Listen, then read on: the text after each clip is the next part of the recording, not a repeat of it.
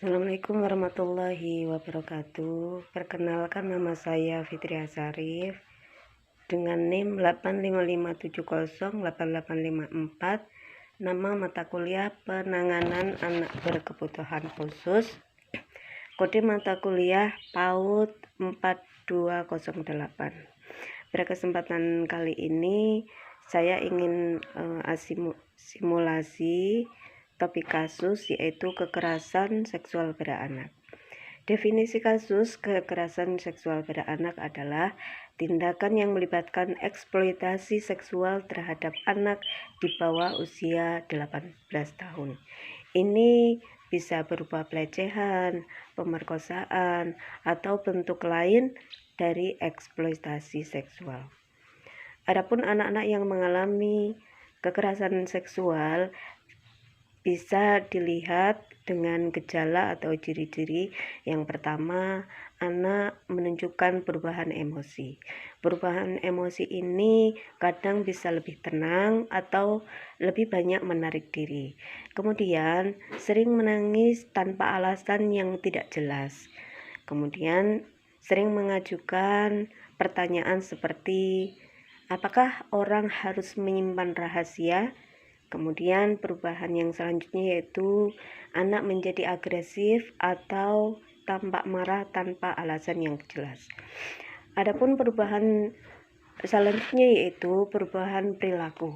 Perubahan perilaku ini bisa dilihat di lingkungan sekitar, yaitu yang pertama, tidak mau bermain dengan teman-temannya atau sering menghindari tempat-tempat atau orang yang tertentu. Kemudian menunjukkan perilaku seksual yang bermasalah. Terus sering mengalami masalah gangguan tidur. Kemudian anak kurang berpartisipasi di sekolah. Dalam artian anak-anak ini sering tidak giat belajar. Kemudian yang selanjutnya yaitu ciri-cirinya bisa dilihat dari perubahan fisik. Perubahan fisik ini bisa dilihat yaitu anak menunjukkan kesulitan ketika berjalan atau ketika duduk. Kemudian di sekitar tubuhnya timbul memar seperti di area bokong atau paha. Kemudian ada gejala infeksi di saluran kemih seperti terbakar atau seperti memar di area seksual dan keluarnya cairan dari area seperti keluarnya cairan di area penis atau vagina. Kemudian bagaimanakah kita menangani anak-anak yang sudah mengalami kekerasan seksual? Yang pertama, kita harus mendampingi anak-anak, membantu korban melapor kejadian, dan memastikan bahwa pelaku diadili dengan seadil-adilnya sesuai hukum yang berlaku. Kemudian kita melakukan pendekatan dengan menyediakan dukungan emosional dan terapi bagi korban.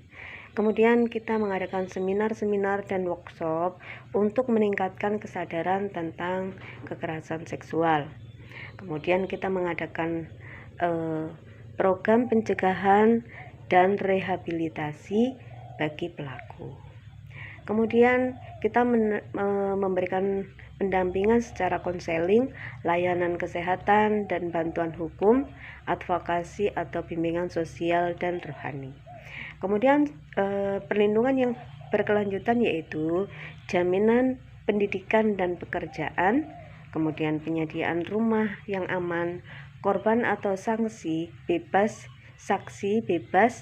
dari ancaman yang berkaitan dengan kesaksian yang diberikan. Ya, kemudian penanganan saksi yaitu pemberian saksi administratif dari 3 golongan, yaitu yang pertama ringan, kemudian sedang, dan berat.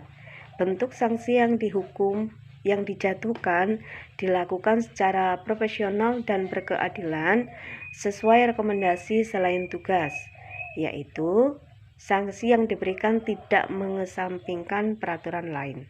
Kemudian kita harus mendampingi dari pemulihan korban, yaitu kita bisa melibatkan psikolog, tenaga medis, pemuka agama, dan organisasi pendamping korban. Masa pemulihan tidak mengurangi hak pembelajaran dan atau kepegawaian. Demikian simulasi penanganan dan gejala-gejalanya anak yang mengalami kekerasan seksual. Semoga bermanfaat. Wassalamualaikum warahmatullahi wabarakatuh.